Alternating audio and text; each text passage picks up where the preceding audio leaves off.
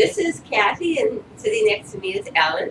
And we're here at NurseWorks today wanting to cover a topic that is on a lot of people's minds when it comes to nursing centers, and that is the matter of and that is theft. We all know that theft happens everywhere, but in a nursing home, it seems to happen more frequently, and it's easy to blame the nursing home itself or the nursing center. But since we already know there is a problem, you need to be diligent and be aware of what's going on, how things happen, and how you can protect yourself from being a victim. So when you're in a center, it's kind of like just living on the street. You are completely open, people are coming and going, and you would like to say, I'm in my own house, I'm in a facility, I'm protected. But honestly, there's so many people that will go by your open door and look in or come in, and they can convince you they need to be there. They may need to be there. But your stuff is right there available for them to look at and easy to grab unless you take some precautions. Right. And I think being careful, being diligent, will deter the thieves from coming into your room. In other words, let's not leave a good telephone, portable mobile phone, or a camera, anything electrical, a computer, if you have one there, out in plain sight. You will have a dresser of some sort to keep those items in, and so you want to make sure, let's just not put something out there to tempt someone. Thieves are not always known to you, and they don't even mean to be a thief or a burglar or a robber. There's certainly no gangs roaming around in there, but it's just somebody, as Kathy said, walking down the hall, looking in. Oh my God, look at that! There's a laptop. I wonder who's using that. Okay, so maybe someone working at the nursing home, their child needs a laptop for school. Whoops, theirs is gone. Mm-hmm. And I like what you said, that it's not always planned. It can be a crime of opportunity where they need something and it's just too tempting. Easy way to make money is to go to a pawn shop, pawn it off, and get some money and then pay for what you want to have or what you think you need. That's more important than that person that they stole it from.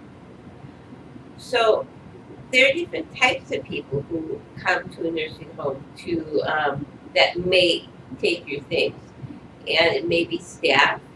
It could be people coming in and visiting the person in the same room, in the next room over. It could be people coming from another ward or wing, coming through, taking a little walk, taking a little look-see. There's all kinds of things. And the latest thing, and I've been reading about it recently, is there are gangs that come to nursing homes.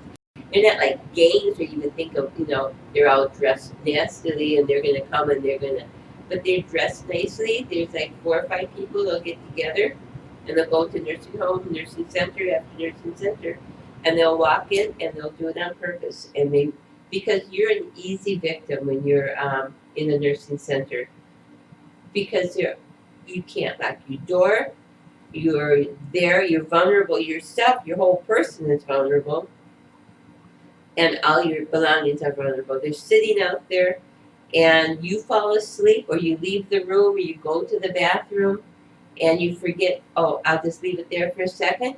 You come back and you say, maybe I misplaced it, or maybe I stuck it in the drawer. You stop thinking about it for a minute.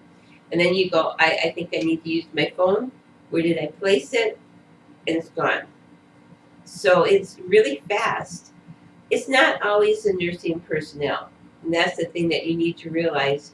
However, it's really good to get to know your nurses and your CNAs and the administrator and all these people, because these are the frontline people that if you can become connected to them and develop a rapport, they're less likely, first of all, to take anything from you. Mhm. But second of all, they're more likely to keep an eye out for you. And I know that in a nursing home, everybody's supposed to be keeping an eye out for you, but it's not how it goes. People are busy, they have things to do, they're charting, they're in another room giving medicine. They can't see you when they can't see you. And so, in those times, and it's quite a bit of time when nobody's watching you or your room, you need to be very careful about what you're doing in there. Again, I relate it, and it's not a nice analogy, but if you took everything good that you own, you sat out in the street and you put it out there, or on a, say a bus date, you were in a bus and you laid it all out and you fell asleep. What are the odds that it's all going to be there when you wake up? It's the same thing in a nursing center. You have to be careful. A lot of nursing centers have locks on at least one drawer, and so you can put stuff in a lock. Ellen and I were talking previous to doing this, and she brought up the fact that it's all well and good that if you knew that you were going to put somebody into a nursing home, you knew this. But some people can have an accident, fall, break a hip, and they end up from the emergency room into a nursing home or a nursing center just like that. There's no going home and feeding your cat. There's no going home and taking your rings off. There's no time for that. So you're coming into a nursing center with all your things. So would you, Ellen, talk a little bit about that? Because what you said was very interesting to me. So what are you going to do to protect yourself, okay? You're in there and let's say you are of sound mind, you're just in there for rehabilitation, so you can go home and be by yourself to take care of yourself, okay? So what do you have probably with you? If you're a woman, you have a pocketbook normally with credit cards in it, perhaps a checkbook. You have telephone. I would say that in this day and age, those are three of the important things that we usually don't leave home without. Yeah. And you'll have some cash. Not a lot probably, but you will have some cash on you. So what are you going to do to protect yourself? Okay. I would make a list of what you came in there with. Yes. All right, sit down, get a piece of paper and pencil from the staff and say, all right. Also, make a phone call if you can to your insurance company. Find out that what's going to happen, what might be covered if your phone is taken or if something is stolen from you. Does your homeowner's insurance cover anything? Now, most of us don't have our homeowner's insurance number with us. That's the thing. So, if we're lucky, we have someone that is available to go into our home or is living there at present time that can help you and take away your things. But if you don't, and in the interim between when you enter and when you can get someone to do that, it might be a good idea also to contact your director, your nursing director, or the director, the administrator of the nursing center and say, look, I have these credit cards and I don't want to keep them in my room. Are you able to keep them for me until I can get someone to come and pick them up? That's one. Now, some directors will say, okay, we can do that. Others will say, I don't have a place to lock them up. I don't have a safe, and I'm not going to be responsible for your credit card. So it all depends on the rules and regulations of that particular nursing center, too. That's true. If that can happen. You can't take pictures because you're there unexpectedly, so you don't have a camera. Have somebody come in that you know with a camera. I'm just going to correct myself. You can have it on your phone? Yeah, exactly. I'm going to correct myself on that because you do have pictures. So take pictures of your rings, of your credit cards, anything you can. It's on your phone. And sleep with that phone underneath your pillow. Or you can send it. You can send out that information to another website. So True. yeah, That's true. but yeah, you want to be careful. However, we are overlooking one thing here with the elderly who are going into a nursing center. A lot of them are not savvy enough That's to be true. able to do That's that. true. They're lucky they can email. That's true. That's true. That's unfortunate that computers didn't get to be a big thing until when they did. We were There are a lot of people, and I remember when computer nursing was a thing and came a thing. There were a lot of nurses that said, "I will never do this. This is something I will not learn." And I hate to say it, but there was like an age group, and there are a lot of real savvy people that are older, but there seems to be a demarcation line, and so you're right. Um, yeah, that's a hard one. Well, one thing too that you can do before anything happens is, and I don't know if they do this in every county or every state, but they do it here in Orlando. Is there's a kit that you can buy from your police station. I believe it costs about $40, and it's a clear, invisible liquid. You can even put it on a diamond. It's not going to affect the quality of the diamond. I mean, whatever you put it on, you can put it on your laptop, on your phone. Once you apply it, there's like a little, I'm not quite sure how it works, but there is a little, because they give you a specific bottle, and that bottle has a marker in it. And so when you fill out your report on what it is that you have, let's say I put a drop on my ring, I put a drop on my phone, I put a drop on my checkbook, I put a drop on my whatever. You can put drops everywhere. They're completely invisible. However, if something is stolen from your home, personally, if somebody broke in and took whatever and took it to a pawn shop, the police routinely every day go to every pawn shop in Orlando and they scan all the equipment. If anything lights up under their scan, they grab it because it's stolen merchandise, and then they get the number from the scan and they look up all your information and they return it to you. So if you do that now prior to breaking the hip, it's good thing a good way to take a preemptive step to protect yourself. However, if you haven't done it, obviously it's not going to help you at this point. But it's something to think about now, not just going into a nursing home, but living in the world that we live in. Good idea. The police guy, that's something new to me that I hadn't heard about before. So Yeah.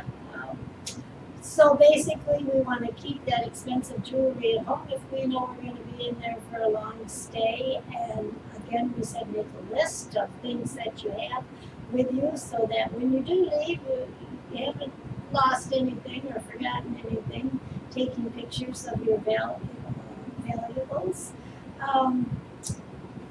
Keeping a copy of receipts. Say that you happen to buy something while you're in there, and what do you do with that receipt? Well, hopefully you have a locked drawer and you can put it in, but it's not a bad idea to take pictures of the receipts too, because receipts can be altered. Say that you have a podiatrist come into the room and to the nursing center, which they do a lot, and they'll give you a pedicure and take care of your feet and any problems you might have. Well, they're gonna charge you for that. That's not free. No. So if you give them cash, you want some kind of receipt. Now, Yes. if you have a credit card on you, which is dangerous to keep in a nursing center, but if you do, then you've got that credit card statement or a checkbook, and you can write them a check because most of them want payment as it's performed. Yes. Yeah. So you want to keep receipts, and if you have a locked drawer in the facility, you can, or get a little lockbox with a key and keep the key around your neck. Yes. That way you know you're going to have it there all the time too. I would say another thing with jewelry, there are places you can get inexpensive jewelry. So, if you take the expensive stuff and keep it at home, do a replacement stuff that looks nice but isn't going to cost a lot. And so you can still get dressed up and you can look pretty and you can have your necklace and whatever on. And you'll feel good. And yet, if somebody steals it, you're not losing, a $200 piece of jewelry. You're losing maybe a $5, $10 piece of jewelry. Right, but you were saying you get dressed up and look pretty. That reminds me of something else.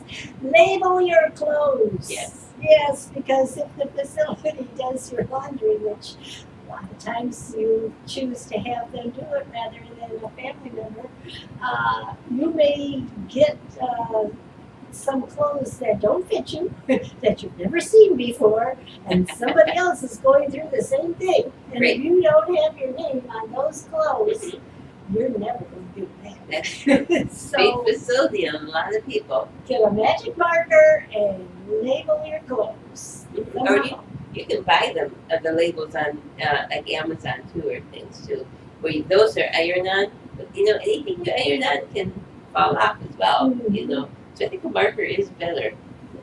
Uh, we used to label people's clothes with magic marker, which are indelible, so it Right. doesn't come off in Right. the laundry. And boy, that really saved a lot of time and effort in going through different people's drawers trying to find out where Mrs. Smith's underwear was. And it happens. Yes. So what you want to do is be aware of what can come in, and you want to deter any thieves from getting to your goods. So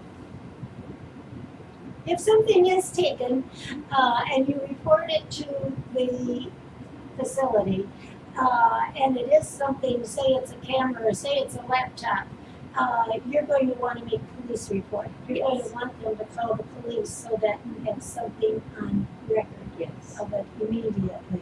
So I would say first go to your director and then make sure you are there when they call the police, so you make a police report out that day. unless it happens in the middle of the night and there isn't anybody there, I would always make sure I do that police report with the most evidence. I really know we're talking about theft now, but if it was an incident that happened to you, don't wait for somebody to come in the next morning. Get it while it's hot. Make sure that they get out the information. But this is theft. I knew this is a little different, but it just made me think, well, if somebody were to harm you or something, you have to get that information instantly. So you make the police report, you call your insurance, and then let's say they are not able to find that item that is gone. So your camera is gone or your phone is gone. They say, well, it probably got washed in the laundry, went down the drain. Well, camera, but a ring or a hearing aid. And we aren't able to find it, it's gone. However, they are responsible for your items. That's part of the deal. So if they're saying, well, it's too bad, so sad, that's not good enough. They need to reimburse you. And you can't just say, will you please reimburse me? There's a process they have to go through. If you don't put it in writing and you don't have it that you can say, here, I told you on August 2nd that I lost this. We went through all these procedures.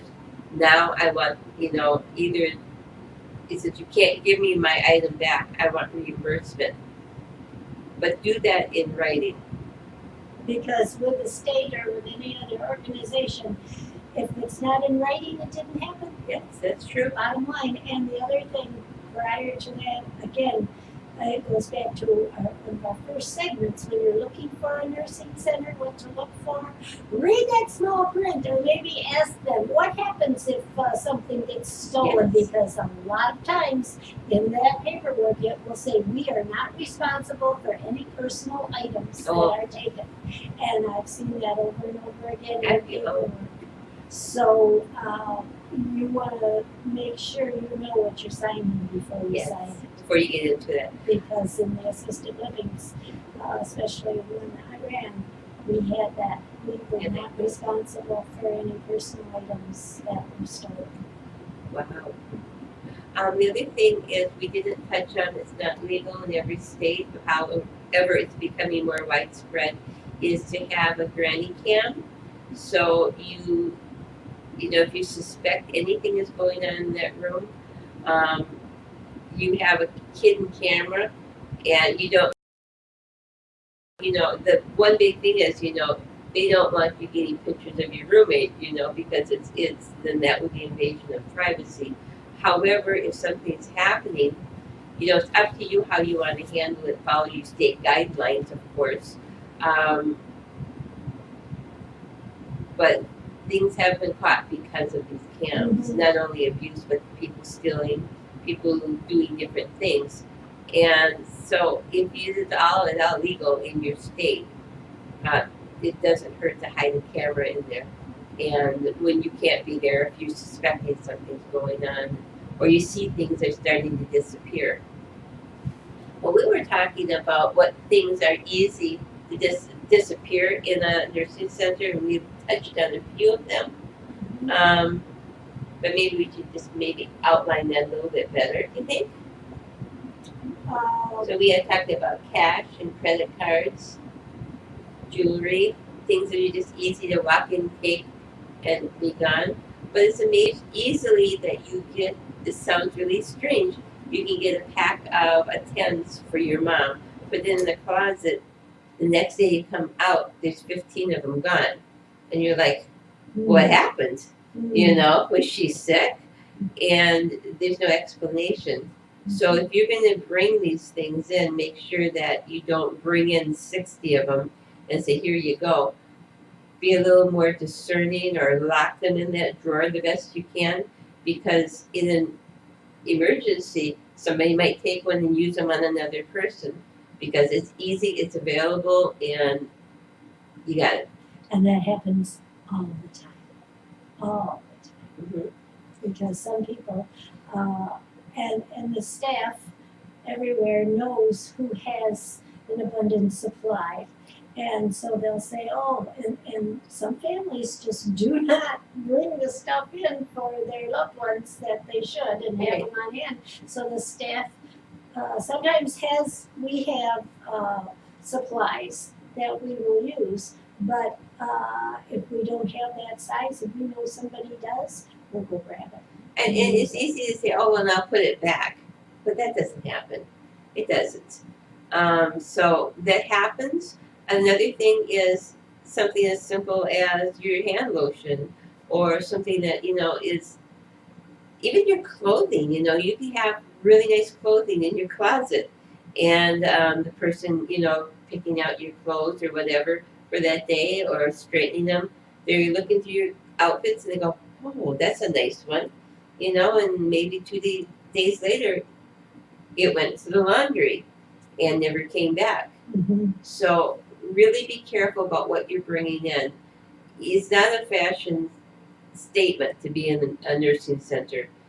This is the time you want to have, you know, I mean, you want to have your individuality, but you have to realize it's still like going on a subway or on a bus and just laying your stuff out there and falling asleep. It may not all be there when you wake up. You can't lock everything into that little drawer. So I think we probably covered this pretty well. Yeah, I think so, and we don't want to put a negative aspect to it because in most cases you're going to be just fine, but there is the opportunity for theft to be taking place, and as long as you're diligent and you're proactive and you're aware that things might happen, then you're going to be protected and as much as possible. Yes, yes.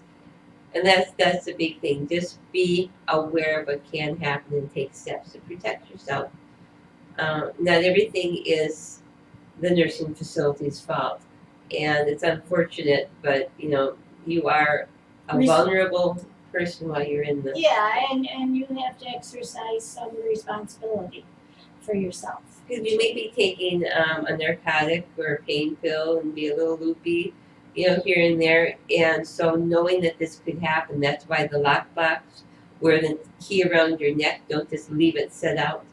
And then again, as far as lockboxes, if you know that the person, let's say you put into the center has dementia, you don't even want to put very valuable stuff in that lockbox because people can, convince them to open it for them.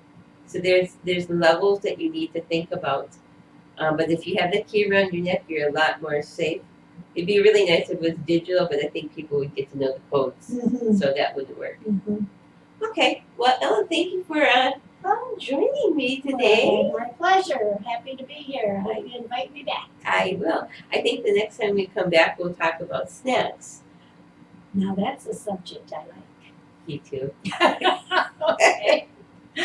All right. So just want to make you aware that we do have a website out. It is called bestnursinghomeInspection.com. And in there you'll I find. thought it was an S and an S. Did you change it? It's not. Oh, sorry, folks. Yeah, so Best Nursing Home, no S, Okay. Inspection, no S, Is there a dot dot there? Best Nursing Home Inspection.com. Okay. .com. And on there you'll find a lot of information both for families and for nurses. We're giving you a lot of advice about what to do as a patient or family member. We forget that nurses want to work in places that have good reputations as well. So as a nurse, I would be looking for some place to work that's above, board that they give good marks to, and rather than working in the rottenness, in a place that doesn't have such a good reputation. Yeah. So both sections are very informative. And if you feel like supporting us on Patreon, on our website you'll find that information, or underneath where the credits are.